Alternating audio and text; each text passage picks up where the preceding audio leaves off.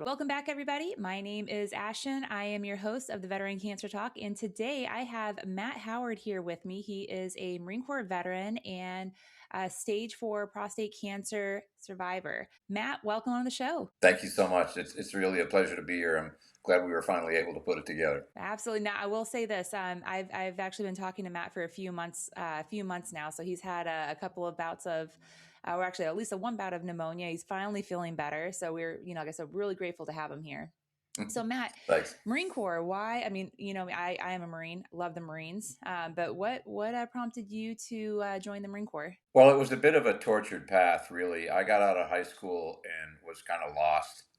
I didn't really know what I was going to do. I spent a year at the University of Tennessee, which was a wasted year. But I found out about VMI, Virginia Military Institute, from a buddy of mine back in the day, and I just had this sense that while I don't think I was going to enjoy myself there, and I absolutely did not, that was what I needed to give me a little, a little rudder and a little kick in the butt. So I ended up going there, and the beauty of VMI is you don't have to commit to any service right off the bat unless you're on scholarship, and then of course you have to commit. But I chose when I first showed up that if I'm going to do this, I want to go all the way, and I want to go into the Marines, and I want to be a pilot. And where did that come from?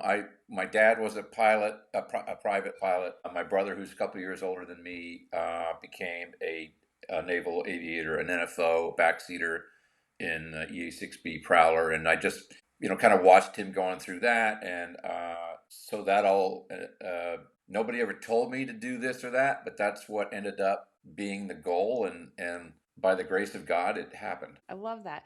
Now, when did you end up commissioning? 1987. Okay.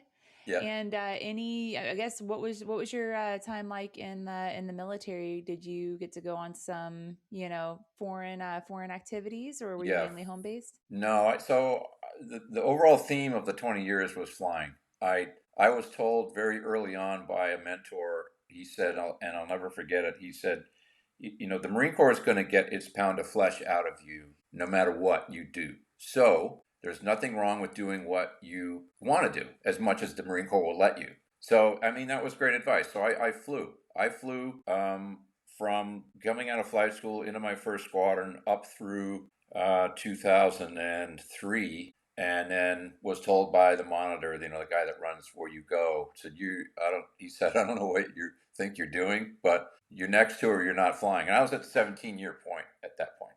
So I went to a staff in Norfolk, a Navy staff.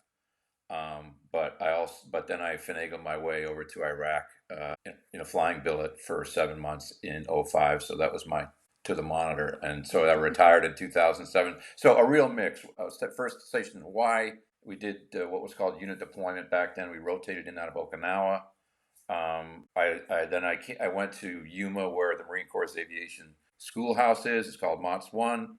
I was instructor there for 3 years, and I went back to the fleet after that to the West Coast and deployed with the 15th MEU. And then at the end of that tour, I got selected and went to HMX Presidential Squadron on the East Coast. That was a 4-year gig. And then, like I said, went to the staff in Norfolk, and then a little jaunt to Iraq in '05. And in 2007, I punched out. So whatever how long that story took, like 30 seconds, that's how I feel like at times how fast that 20 years went by. It's in retrospect, it's remarkable. What an amazing experience. I will say my Marine Corps experience was so far from that. I felt like I did hard mode the whole time. So love that you were able to, get some great duty stations. And actually I was on recruiting duty, and one of my Marines, I told her, she's actually the very first Marine I put into the Corps. And I told her, I was like, your first duty station is going to be terrible. Your first 4 years is going to be terrible. You're going to hate me. She got stationed to HMX-1 under President Obama and was going out to Hawaii. She got to go to Camp David, all that kind of stuff. So I am so envious, of all the, just all the things that you guys got to experience. That's absolutely amazing. It was mostly So fun. Yeah. I've mostly fun. I love that. So, tell me a little bit about your, like I said, after the military, 20 years, of service. Thank you for that. What did you do after? So I ended up working in the Pentagon as a contractor for the aviation department of Headquarters Marine Corps. The irony is, I swore up and down in the 20 years that I was in Not only did I not go to resident schools, I did not do joint tours, I did not do a ground. So I said, I'm never going to the Pentagon. And in 20 years, I think I was in the building twice to like brief reporters or tell a general about something. And then, but so I'm 3 months from retiring and I have nothing lined up. And that cold water goes down your spine. You're like, oh. And I got this bolt out of the blue phone call from a buddy of mine who had a job up in the Pentagon. And long story short, he said, hey, I'm leaving this to take a position down in Quantico. Your ops maintenance experience, the credibility in the cockpit, you're a perfect fit for this job. And I had to just look, I just had to, swallow my pride, put my tail between my legs, say, okay, yeah, I'll go work in the Pentagon. So, and that job was basically going in the building in a suit and working under intense deadlines to produce PowerPoints and decision papers for 3 and 4 star GOs. Most of the time, I don't think the stuff I produced ever got read, which is a very cynical way to look at the job. The people were great, it was a ready room type atmosphere, but it was soul crushing because there just was no personal growth involved in it, and I ended up getting into the boat sales business on a part-time basis a couple of years after I got there, and then finally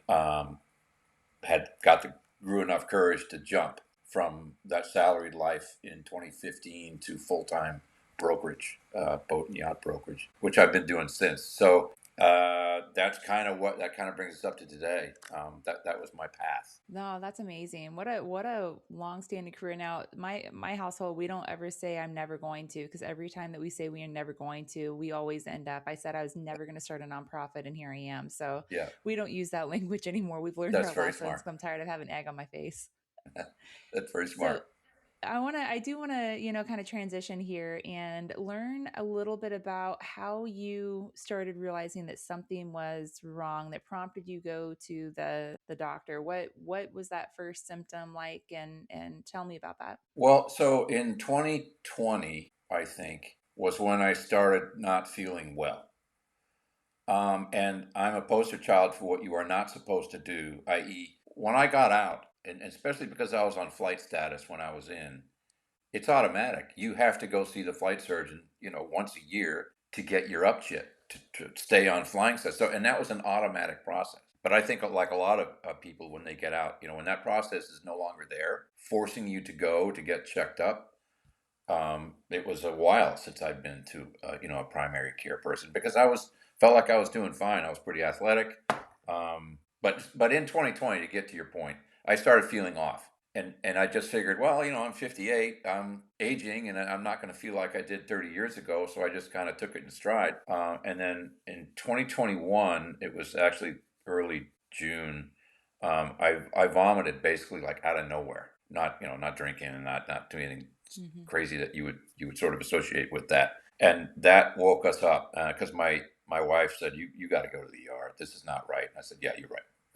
I'll go to the ER. So there was no one sort of symptom or something obvious that drove me to go to the ER. It was just this slow, steady degradation of how I was feeling. But when I threw up, it was like, okay, we got to go. So besides just feeling off, like, can you kind of describe what some of those symptoms that you were experiencing, like any fatigue or any pain anywhere? Yeah, Like, what was that? fatigue. I was urinating more frequently, and I thought, yeah, I mean, I'm 58. Prostate's probably enlarging, and that happens to most males.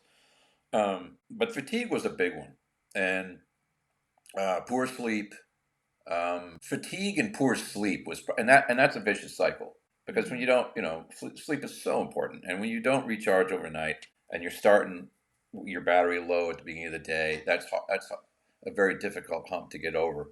But those were the most significant things that I was feeling before it all came crashing down. Yeah, nothing dramatic, nothing to really point my finger to, but fatigue and poor sleep and increased frequency of urinating. That's Hmm. kind of the three things that you can actually point to. So you're at the emergency room and you are in front of the nurse, and they're sitting there asking questions. What was that, I guess, diagnosis period like for you? What kind of some of the tests that they were doing? Did they have to do a full workup? It didn't take them very long. Now, when I presented to the ER, I mean, it's like I'm talking to you here. I'm not bleeding. I don't have shortness of breath. So it was probably 6 hours before I was taken back. Mm. And it's just triage. That's what it is. But when they took my blood pressure, it was 220 over something. I don't remember what it was, but it was horrifyingly high. And then they took some blood, and those numbers were horrifyingly in the wrong direction. My PSA was 116. Goodness. For a healthy male, it should be below 4. And that was just an example. I don't remember what some of the other numbers were, but they were pretty horrifying. So doc said, okay, well, let's get you an MRI in the middle and just kind of try to figure out what you have going on. So we did that, and he came back and he said, look, you have a large mass in your bladder, and I'd love to tell you something different, but it's probably cancer. When it looks like this and presents this way, 99 times out of 100, it's a cancerous growth. So we're going to send you to Walter Reed now, because they'll be better prepared to if you need dialysis. So what was happening at that point was the the tumor in the bladder was so big that it was basically forcing urine back up into my kidneys, and I Mm. was entering acute renal failure when I presented to the ER. And he said, "Look, if you hadn't come here now, you know, this doesn't have a good ending. If you had let this continue." So that, in one way, was a blessing, but that was the initial. We need to get you to the next stage, of care. We got to Walter Reed, and then so immediately, like less than 12 hours later, I had this rock star urologist. I was on his operating table, and he went in and I would say, rooted all that stuff out of the bladder, and in doing so, was able to get plenty of samples, biopsies, and so forth. And those came back very quickly. Yeah, this is an aggressive growth. It's Gleason 5.5. For those of you that talk cancer, it just means it's bad. It's growing fast, and it's an aggressive form of cancer that we're going to need to treat. And then I did all the scans, the bone scans and the contrast MRIs. And so all that data comes back, and that's when, the full story is known. Cancer started in the prostate in your stage 4 because it has progressed to these different areas from the prostate to the bladder into your hips, surrounding lymph nodes. And so at that point, it was just okay, so what's our treatment path going to be? And we looked at a number of options. There's some trials going on. I would say if you're going to get cancer, Walter Reed is a really good place to be, seriously, and it was just my dumb luck. We were living in DC at the time. Not to impugn healthcare in any other place, Mm-hmm. but if you need cancer treatment, and in National Institute of Health and Cancer Institute literally is across the street. The Yep. the nucleus of knowledge right there. Again, it was just my dumb luck that I happened to be there. But we ended up choosing a pretty, I wouldn't say routine, but conventional treatment path. Because I was only 58, and because the running gag became, other than the stage 4 cancer thing, you're actually a pretty healthy guy, because I was in decent, physical condition. So we went with a very aggressive chemo protocol for 6 months. The primary ingredient in that cocktail was docetaxel, which, that's 5 years ago. I don't know what they would use today, presenting the same type of situation. But as much as chemo sucked, and it did, because it's poison, and it just Mm-hmm. knocks you on your ass. But it did do what it was supposed to do. It aggressively attacked those cells, and then in tandem with the chemo, we started this injection protocol, 3-month Leuprolide, it's called, or Lupron for short, whose purpose is to kill testosterone, essentially, because my cancer prostate is what they call, it'll come to me in a minute, castrate sensitive, which is the term that you can deprive those cells of the fuel that they want, which is testosterone, then you've got a pretty good idea or a pretty good chance of keeping it at bay. Interesting. Yeah, I'll stop there. I mean, I can continue on with sort of the. Yeah, I do want to circle back though. So when you first went to the emergency room, was your wife with you, or did you go by yourself? I had to go by myself because this was 2021, and they still had the Had the COVID COVID protocol in protocols. place, which is ridiculous. But yeah, so that was not a good text to send Darcy. after Oh my the. God. You and my husband both. He sent there, I asked him how he did with his, at the hospital, and he texted, I got cancer. Or actually, no, I think he said I had a tumor. And that was not a 6 o'clock in the morning type of text that no wife wants to be able to Yeah, receive. yeah, yeah. It's pretty I, brutal. so going from there to Bethesda, to go to Walter Reed and everything, did she go with you, or still protocol? Did they allow that there either, or no? No, no, but by the time they were going to transfer me, it was probably 10 to 11 p.m. And the ambulance crew got there and they got me to Walter Reed in like 30 minutes, which if you know anything about the DC area and the Beltway, You and can't of get course it anywhere was in 30 11 minutes. o'clock at night on a weekday. So they got me there quick. But because Darcy is Darcy, by the time I got there, she already knew what room I was going to be in. And she was able to be there a lot. And fortunately, and this is a theme that will come back throughout the rest of this conversation, the support and the steadfast rock that she is started that night. From then onward, she worked from the hospital, from my room remotely, and so no, she wasn't there at the beginning, but pretty much every minute that she could be after.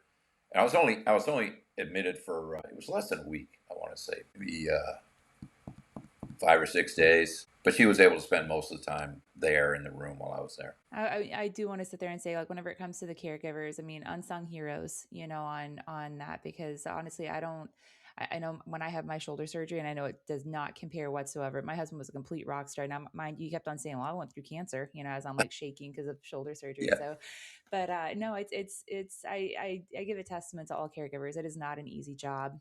So I do want to talk a little bit about those early days. So you went in, you had the surgery to be able to remove, some of that mass in the bladder and everything. How long did it take from that recovery to start your chemotherapy? So that surgery was June 9th. I know it's actually the only surgical procedure I did other than getting a biopsy on the hip, where they got to actually physically go in there and actually scoop out some of that bone and so forth. But so I think I began chemo, I think the first infusion was July 20th or something like that. So it was just a little more than a month between being in the ER and then starting chemo. So what was some of the things that you guys were prepping for? I'm assuming that you were talking with your urologist, your oncologist team. What was that process like in that month time frame? Well, that was so once after that surgery, and once we figured out what our treatment path was going to be, and we sat with the oncologist, and I said, I got to ask you the hard questions. I mean, knowing what we know now, and knowing what treatment path we're going to pursue, if this goes as well as it can go, I mean, what are we looking at? I said, can I live 10 years? And she said, no. I said, okay, can I live 5 years? And she said, it's not likely. The data that's presented in your case suggests, if we put it against all the other data that we have, a 30% chance of 3 or 4 year survival. And this is 2021. This is 5 years ago. My 5 year alive day was 3 weeks ago. So, but Congratulations. when you're thank you, when you're presented with information like that, you really have some fundamental choices to make about how you're going to live your life. And for me, it actually came to me in the ER before we even knew what was going on. It was this very, very crystal clear moment, and I think it was divine intervention, very truthfully, where after Dr. French left, after telling me that, there's this mirror above the sink across from me in that room, in the bed. And I looked in the mirror and I said, well, I can't do anything about any of this right now, except choose how I'm going to react. And I said, I'm going to be a cheerful warrior no matter what happens. I didn't have that like think, oh, if I get sick, I'm going to be it came to me in that moment. And after thinking about it, like a happy warrior, no, cheerful, because happy to me, happy is a response to a stimulus. Something good happens to you and you're happy, and that's awesome.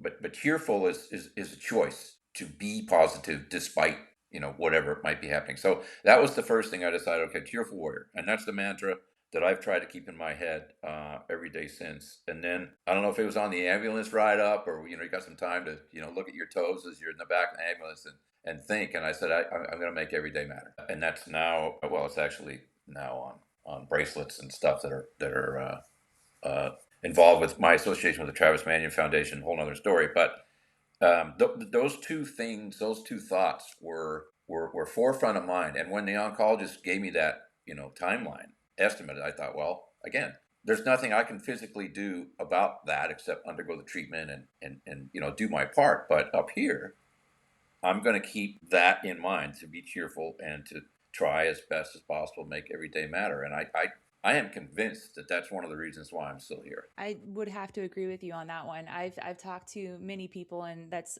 actually a pretty common response, is trying to find the silver lining in all of this, Yeah, because if you're going to sit there and be in a hospital room and have infusion after infusion, going into your veins, like you're right, you can't, there's not much that you can do, except sit there and take it and change your mindset. And I think they actually had a study, whenever it comes to, I think it was either Yale or Harvard, and I may have mentioned this on one of the other podcasts, but it's talking about that community and that rally point, that having those caregivers around you, because they did a study on mice that had cancer, and they had one completely separated from all the rest of little mice friends and everything. And that one, the cancer growth actually, it was growing a lot faster, almost doubling. And so that mouse actually ended up passing away. While the other one that had its little community, and it had its friends and family and all that, it actually lived quite longer. It's mice, and I don't think they had any interventions with it, but they just wanted to see how that positivity and that support impacted. And so I love that mindset. And I think that's so important for anybody that's listening, to try to find that silver lining in a really shitty situation, because at the end of the day, I mean, you have to sit there and play the cards that you're dealt. And yeah. it's all really about that mindset. So I love that. Yeah, it's absolutely critical, and we can talk more about why I think. Well, I don't think it's not me. There's a whole body of evidence that's been produced over the last 50 years or so by people like Dr. Ellen Langer and that crowd, looking at the mind body connection and basically debunking this myth that the mind and the body are these sort of loosely connected, things, and they sort of affect each other. That's crap.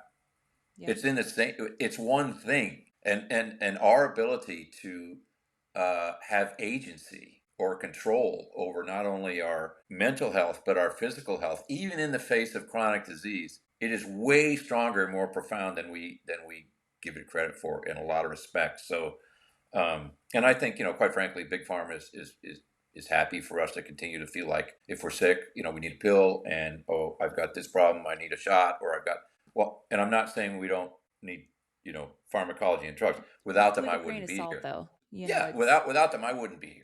That's fact. But we really don't give ourselves credit for the amount of agency that we can have over ourselves, for better health. I completely agree. Actually, I'm glad that you brought that up as well, because I mean, my husband, obviously, he would not be here if it wasn't for the pharmaceutical interventions that that he had. But I do think that there is a holistic approach as well. I don't know if while you were going through your chemotherapy and in your treatment, but it was encouraged really to just kind of sit in a chair and get your infusion. If you have to go to the bathroom, go walk to the bathroom. But there wasn't a lot of movement. There wasn't a big push on nutrition, like healthy nutrition. And Yeah, I think that's obviously a missed opportunity. And I have heard from other people going through cancer that it's changing and evolving. I really hope that's the case across the standard. But you're right. Your nutrition, your health is so important, and being able to sit there and push past that. And I'll sit there and I'll tell a quick story. But when Casey he dropped about 30 pounds in the ICU for just not being able to eat. And so yeah, his nutritionist came in, and I had gotten the cancer chemo cookbooks. I'm trying my best as a caregiver to sit there and try to control something I can, which probably wasn't as helpful as I thought it was. But it was talking about all the different herbs and like how they can help with, like nausea and everything else, and what you can sit there and cook. And the nutritionist looked at me and she was like, just give him whatever he wants. Now yeah. here we are like 5 6 years later, or 5 years Right. later, and he's still eating Taco Bell as much as he can. So again, grain of salt there. But Yeah. I don't I'm interested, like what was your experience with that? Did your team give a lot of support on being able to move and have proper nutrition? Well, yeah, they did, but I mean, I just knew intuitively and instinctively that sitting around, we have to move as much as you can, eat as much good food as you can. But for that period from July to November, or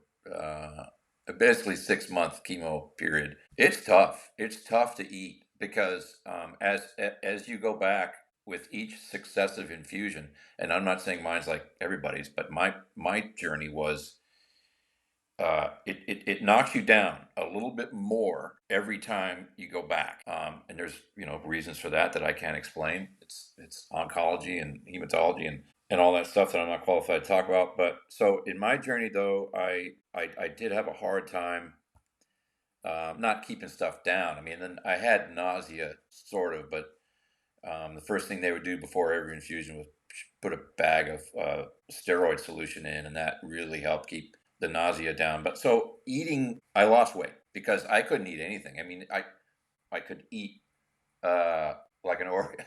I could eat an Oreo, but even if you put a delicious looking steak in front of me, and I remember quite well that Darcy and I went to a restaurant, and I felt like I was hungry, but we sat at the bar and this food came, and I looked at it, and I told her I got to get out of here because it just it's such an assault on your system.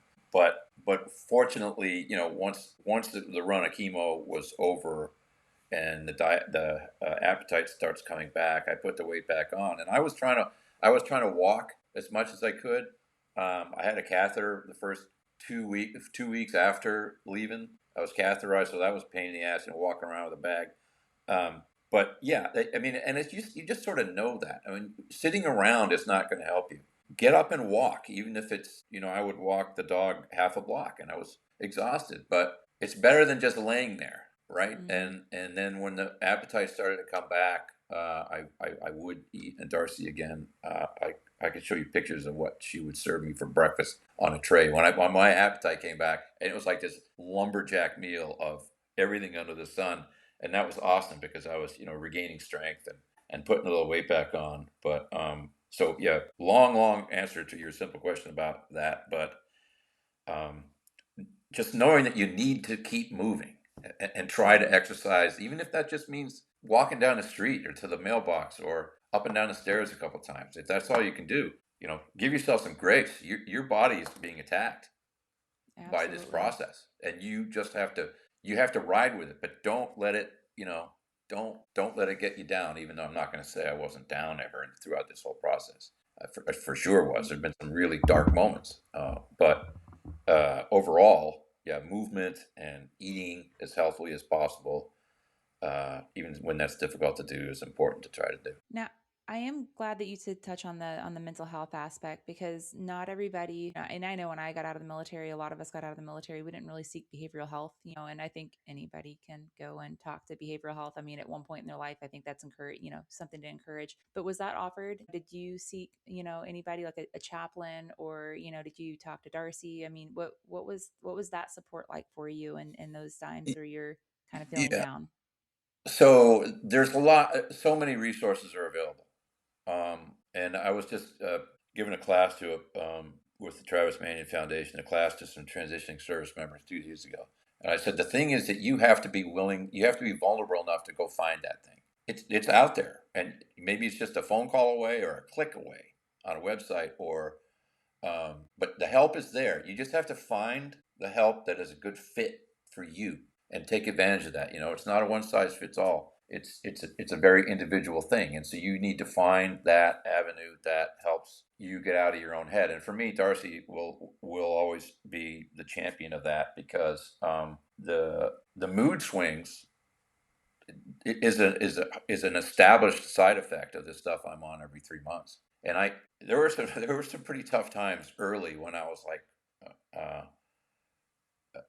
really down, and she was always there to provide the support and to give me perspective. You cannot go through something like this alone.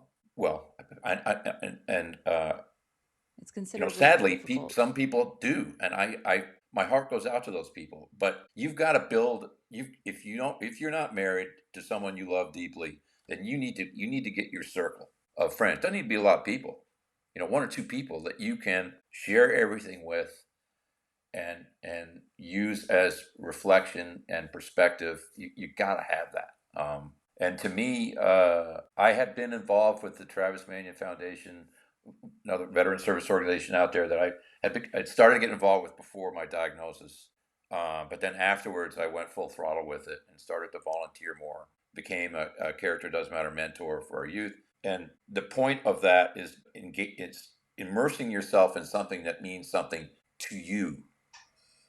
is very, very, what's the word? What's the medical term? It's palliative. Is that the right term? I don't know. I mean, It's good. I would sit there and say it's therapeutic. If you sit It there and you're doing absolutely. something that you love, I think Yeah. that's therapeutic because you know Yeah. you're giving back and you're taking in as well. 100%. It is therapeutic, and that's the thing is there is a fit out there for everyone that's going through something. But I also come back to this thought about no, whatever happens to you, however catastrophic, you get to choose how to react. And when you really think about that for a few minutes, that is, and nobody can take that choice away from you. Mhm. You get to make that choice. I read Viktor Frankl's Man's Search for Meaning, which every human being should read. If you think you're having a hard time, pick up a little Viktor Frankl and read Man's Search for Meaning. But he very artfully and concisely puts forth this truth that when you commit to deciding how you're going to react to anything, it's enriching, it's freeing, and it's immensely powerful.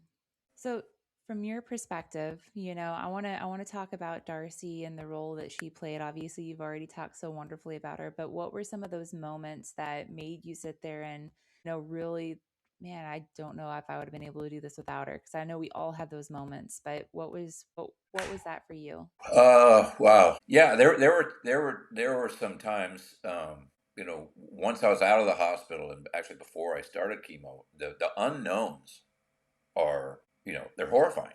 You've just been told you're not going to live 3 years in my case, and that's before you even start treatment. And so her support during that whole, it was dark. I mean, there's no way around it. Yeah, I'm going to be a cheerful warrior. Yes, I'm going to make every day matter. But this is the reality of what they're telling me, and I have to work through that. If I didn't have her to bounce things off of, and to love, and to cry with, and to laugh with, and to talk all this out, I don't know where I would have been. But I'm convinced. I don't think I would. Well, I'm not going to be so dramatic as to say I don't think I'd be here now, but it's possible. And you mentioned this before about relationships. This the longest lasting longitudinal study in existence of the key to a vibrant, thriving life is relationships. It's a Harvard study that was started, I think it was in the 20s or the 30s, and they followed people, and they've been following people and their families and their offspring for 70 years, and the data is inconvertible that quality relationships are the key to life. They really are. It's not just some cool idea. No, it's fact. So, and she epitomized that along with a close network of friends, including I joke, my friend in Colorado who suggested we do the triple. Those kinds of things and those kinds of support networks are critical. And to anybody who is going through something like this, or facing this, or just got told something really bad, you've got to love those people, and they got to love you back. Whoever they are, spouses, friends. You do not think that you can do this alone, because you can't. I like that you guys have a community. I know that it's hard for a lot of veterans. A lot of them self-isolate, especially if, they've just never reached back out to their veteran family. They never joined a VFW or American Legion, or even gone to, just their work meetings, or, whatever it is. But when you started, reaching out to people outside of your immediate circle, meaning you and your wife, and I don't know if you have kids, but No. what were some of those conversations like for, you letting the public know? How did that change that dynamic, or did it? Wow, that's a great question, and it's going to take me a minute to unpack the answer for you. But initially, we were actually pretty close hold about this. I'm not on social media. I'm not on Facebook. I have an Instagram account, but it's mostly for work. And outside of Darcy, where we live, we had very few friends in the neighborhood. Two, really, that knew what was going on. My immediate family knew. My brother knew what was going on. My parents are long past, and just one brother, so he knew. Our friends knew. My buddy in Colorado. There were probably, and I reached out to my VMI classmates too. Actually, Darcy, no surprise, since she is on Facebook. There is a group. There's a Facebook group for my class of '87, and she would put updates out there about how I was doing. But sharing it I didn't share it, myself, to many people for a long time, and that I'm not saying it stunted anything, but The magical moment for me was, again, it was a Travis Manion Foundation associated thing. I applied to and was accepted to their Spartan Leadership Program in 2023. And it's a pretty intense 7-month program, which is basically designed to make you a better person, make you a better leader. And I like to think it was effective. But the big climactic or keystone event in the Spartan Leadership Program is you spend a week in Colorado, outdoors, basically, sleeping in tents and with your cohort, which is, for us, it was 25 people. And I realized at that point, because I had not told them that this was a part of my life. And I realized in a moment that, this is so hypocritical of me to sit here. I'm supposed to be becoming a better person, a better leader. If I'm not vulnerable enough to tell them this story, then what the hell am I doing? And so I told them the story. And like I said, nobody knew anything about it. And we've been together in this program for 3.5 months. And when I let that out, it basically told them what I told you in a shorter version of the whole story. It was tremendously cathartic. Number one, it's like, oh, finally that's off my chest. You will not get to authenticity without being vulnerable. It's impossible. You have to share of yourself. But what I didn't expect to happen was how much it helped other people in the cohort who were then able to share things that they had not shared before, or started initiatives within the program that took my story and turned it into something else, some project that they work on. So it was personally invigorating to get that off my chest, and very helpful for those other people to hear it and then process that in their own way. You throw a stone in the pond and the ripples. You don't know what you're going to start, but you have to start by sharing what's happening to you. So again, long-winded answer to your simple question, but sharing that story was not immediate for me. But when it finally did happen, it was valuable and freeing in a lot of ways. I think that a lot of people going through a major health issue, or they internalize a lot of this stuff. And, especially if you're in a leadership role, or if you are, working like an organization like Travis Manion, or doing peer support. I get this a lot, especially whenever I'm talking with veterans that, have lost a veteran to suicide or a friend to suicide. It's like, well, what could I have done differently? Yeah. What could I have asked? And I don't think it's that. I think it's just having those authentic moments of being able to sit there and share and be vulnerable, because that military culture, that we all grew up in, it was internalized. Yeah. You don't ask for help in that way. Right. And so I think that it's incredibly courageous, for people to be able to do that, for you to be able to share something like that, to a group, that you're not really sure on how they're going to be able to receive it. Because I know for Casey, he didn't want pity. That was the furthest thing from it. He just wanted to be able to be treated normally, Yeah. which actually brings me into another question that we have. And I hope this does not happen to, to you or to others that but when he was going through his treatment, and even afterwards, did you ever have people that just didn't know how to communicate with you, or didn't know how to talk to you? Or, I mean, we call it ghosting. They started ghosting our family, until he got better, and then they opened up those doors again. And to us, I mean, obviously our feelings were hurt, but we understood it at the same time. But it's like, we look for that. So did that happen to you and Yes. Darcy? Yes. Yeah, it did, and it was very disappointing. But people don't know how to react, and I was able to have a very frank conversation with one person who, just disappeared, and then, but finally, it was brought up. Well, sometimes you just don't know how to react, and you don't know if the person who is sick or whatever, wants to be contacted. You don't know if you should reach out or not. My message to that person and anybody else on the planet is reach out. You don't have to.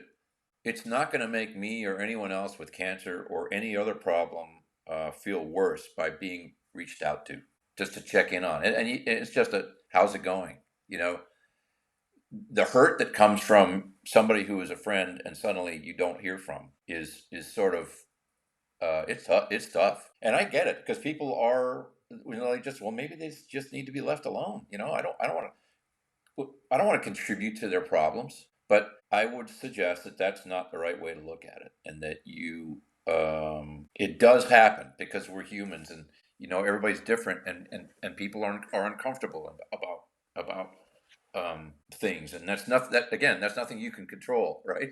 You only get to choose how to react, and the choice is, well, I guess maybe they don't like me anymore. I don't know. No, that's not the case. It's just that they thought I needed space, or they thought I didn't want to interact, which is the furthest thing from the truth. So yeah, I gotta say that I wasn't expecting that.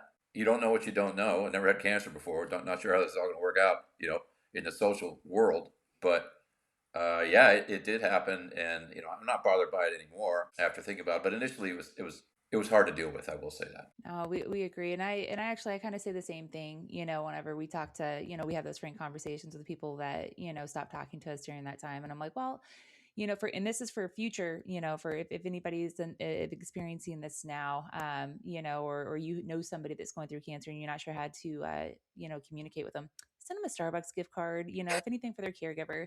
Money will always solve the problem. I'm kidding. But just do Send them a do good something to meme. show that you're Make them caring, laugh. caring for them. No, I know Casey did not want to drink coffee at all, but no, I mean, even if you don't know how to have that conversation, or you don't know how to, I mean, send a funny video. I mean, my son likes to send us cat videos all the time, and it drives us crazy. But just that's his language of being able to speak with us. And we all have those moments like, oh, it'd be kind of cool to reach out to so and so, but they're going through such a hard time. And so just my advice to the audience, if you know somebody, just do something that might put a smile on them, and they might not have a smile on their face at that moment, but when they get back to it, they might, like I said, they'll appreciate it, one Hundred at the end of percent. the day. Absolutely, will appreciate it, even if they're grumpy.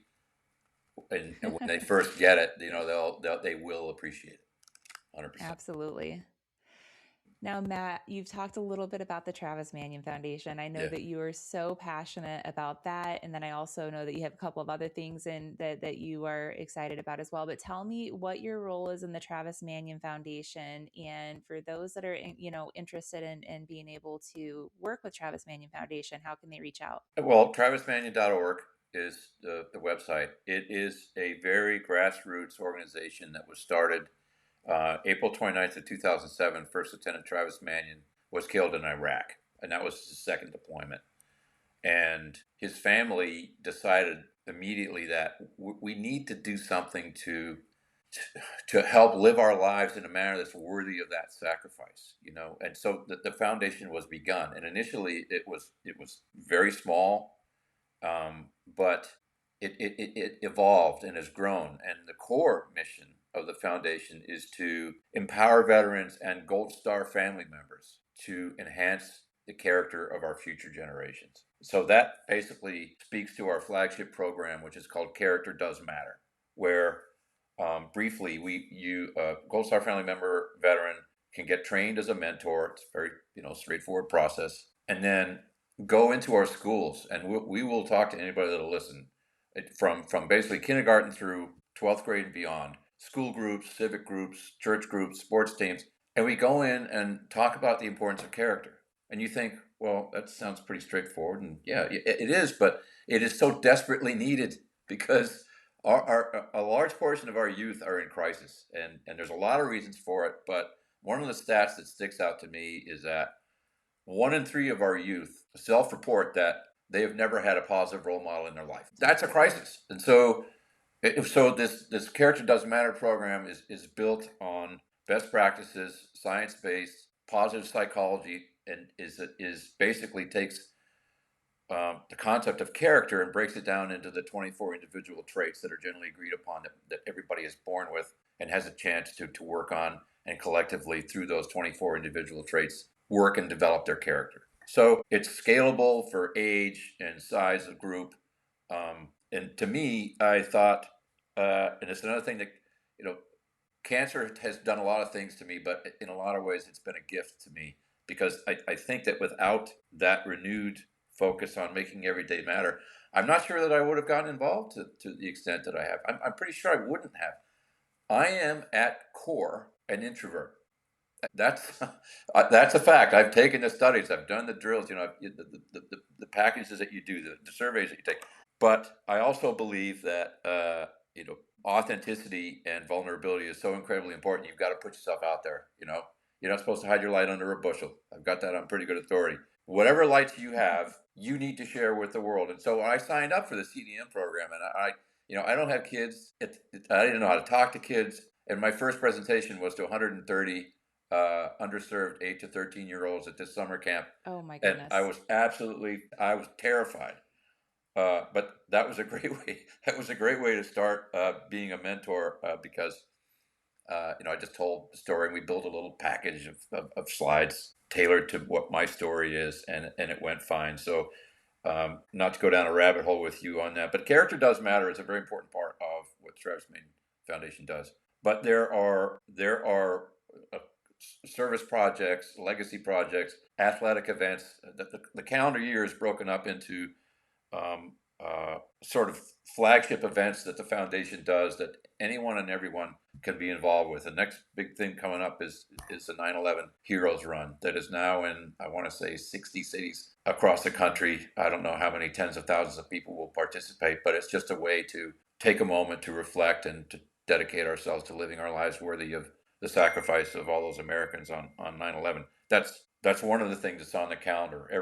Around every Memorial Day, we do the Honor Project, which is now exploded and is in cemeteries across the country. And something like, I want to say 15,000 people were involved this year, where we place these tokens at gravestones and take a picture and put that into a database, basically on behalf of friends and family and battle buddies that can't Hmm. go there to that cemetery for whatever reason. So they're able to know that somebody on that day or about Memorial Day stopped and said their name and placed a little token. So there's a number of programs and things that the TMF Foundation does, including this Spartan Leadership Program, which again, minus cancer diagnosis, I'm not sure I would have put my hat in the ring for that, but it was one of those things where I thought they offer this program, I should try to get in it. It's pretty selective. It's like our year, 130 people applied, and they can only pick so many. I think it's 25. So a tremendously effective program, and in so many ways. But I met people in that program that are now my best friends in the world. So, like I tell transitioning service members, you when you get out, the military will forget you. You're old news. You're going to be forgotten by, and that's just the way it is. You now need to go find your next fit, because once you've done this and said that oath, that never goes away. You're always going to feel like I've got to continue to serve others. So I don't know what the last count. There's like 25,000 veteran service organizations around the country, but I tell you, they're not going to find you. You have to go find them. So for me, it was TMF and is TMF. It gives me the chance to continue to serve in a very deeply fulfilling manner. And for somebody else, maybe it's Wounded Warrior, or maybe it's the VFW, or maybe it's Irreverent Warrior, or literally one of thousands that are out there. So that ability to continue to serve is what TMF offers, and like many other organizations, offers chances for veterans to get involved with something. But for me, that was the good fit. And boy, did I go on and on. No, I love that. I love that you're able to find your purpose and continue serving. And you said something actually. So my husband, he likes to joke around saying that after his cancer and he rang the bell and everything, that he was born again, because he has this like newfound, appreciation of life after going through something as devastating. It sounds like you've done the same thing.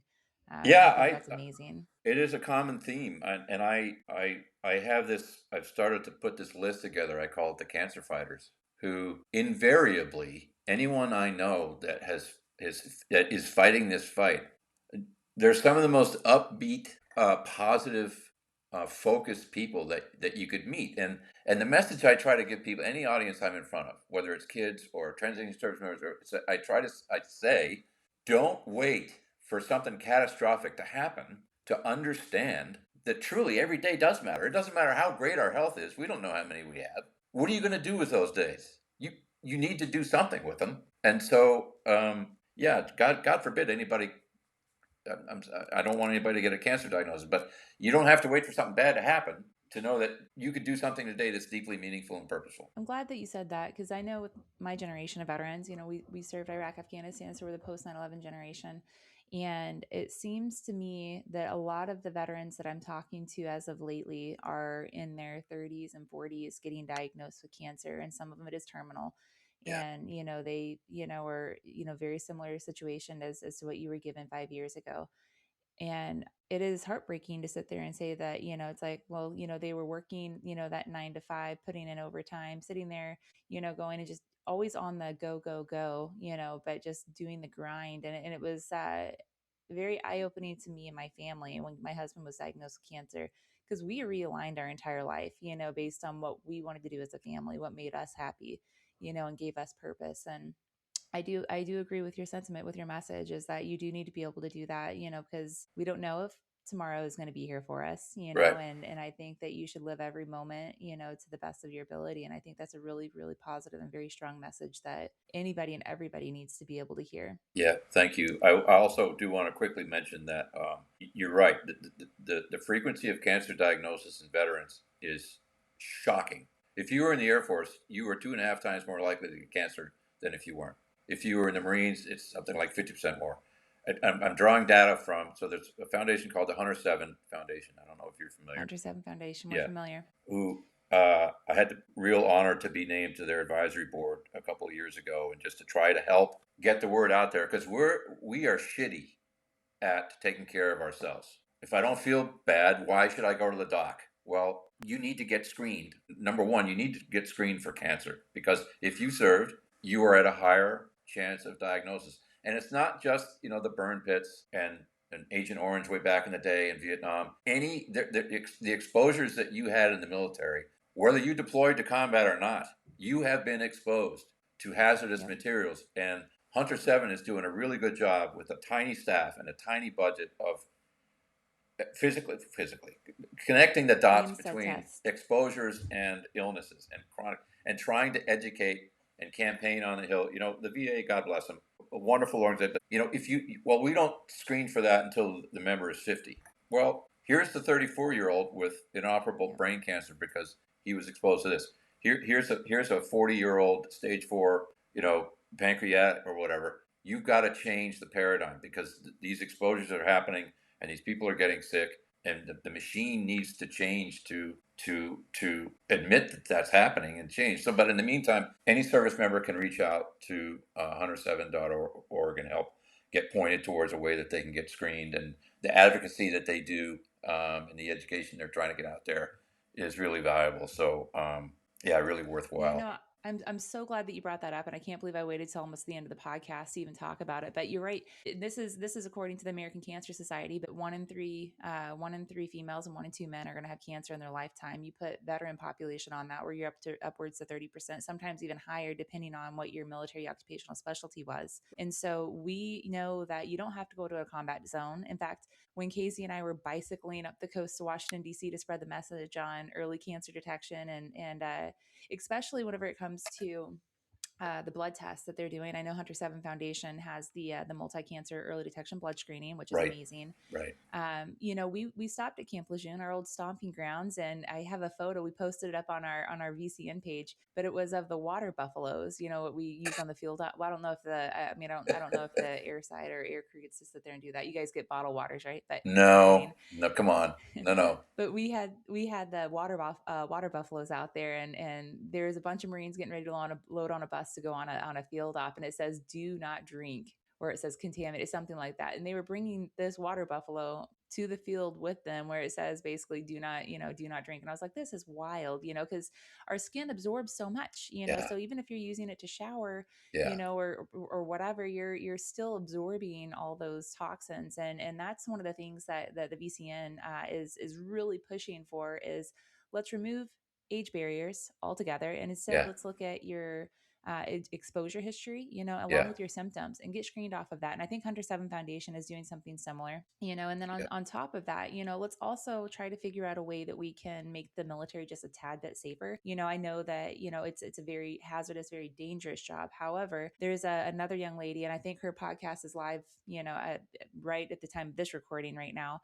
But she was in the motor mechanic in the Marine Corps. She was taking off the old paint on these Humvees, yeah. and she was just ingesting lead. She knew that the paint that they were putting on was hazardous, but they did not give her any proper PPE, didn't tell her that it was hazardous. And so if people aren't told that something's hazardous, why would they sit there and put on extra equipment? Right. So we need to start looking at that. And I love that Hunter Seven Foundation is doing that. Prevent Cancer Foundation is trying to get in on it as well. I mean, there's so many organizations that are really starting to focus, on how to make the military just a tad bit safer. And I'll even go past that as well, and I'll get off my soapbox. But I do think it's important start understanding what is plaguing the veteran population. What is it? 46% of the veterans use the VA, and that all of our data really is coming from the VA on what is plaguing us. Well, we have no idea because 54% are using civilian healthcare, which is great. Don't get me wrong, but none Yeah. of those systems are talking to one another. And so we Yeah. need to start Yeah. identifying, our military veterans, where they're at in the community by asking the question, have you ever served? And I think, if collectively all these organizations can get together, like what we're seeing on the Hill this last week and the week before on the Major Richard Starr Act and the Taking Care of American Veterans Act, we're seeing on both sides, and there needs to be that conversation on cancer because too much I'm seeing, on PTSD and TBI, which are so important. Don't get me wrong, Yeah. but I feel like we are being neglected and people are getting cancer diagnoses far, far, far too late. Yeah. No, agreed. I'm off my soapbox now. Well, that's a quality soapbox, and it's just something. It's you just have to keep pounding that message out through. This is a wonderful vehicle that you have here. And the more it Yep. gets talked about, eventually, the more you have to think, thinking positively that the needle moves and things go in the right direction. I agree. Well, Matt, we are at the end of the podcast. So I want to kind of just open it up for one last, brief mention of something that you want to be able to share with the community, maybe somebody that's going through cancer. Yeah. Well, don't give up. Number one. And again, realize that however bad something is that you're going through, you do get to choose how to respond, or at least how to think and how to react. And uh, that is tremendously powerful. And as I said earlier, we don't give that enough credit because I think we've been conditioned for decades and generations into thinking all we needed when we're sick is a pill. But we have more agency over our health than we give ourselves credit for. And don't withdraw. When things are bad, in a chronic health issue, is the time to expand your network. All these resources that you just talked about, they're out there.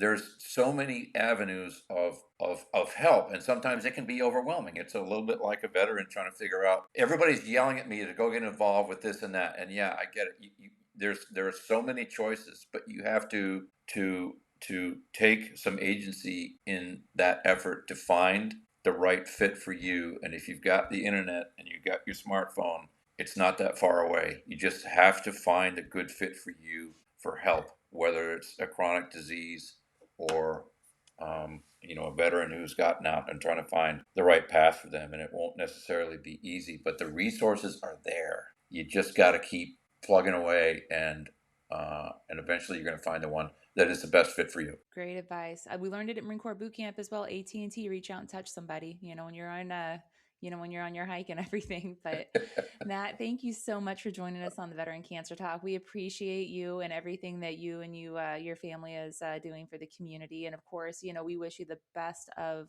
luck with you and your medical team to continue on, fighting the good fight. Yeah, thank you, Ashton. This has been a wonderful experience. I appreciate the time. Keep up the good fight, you too. Absolutely.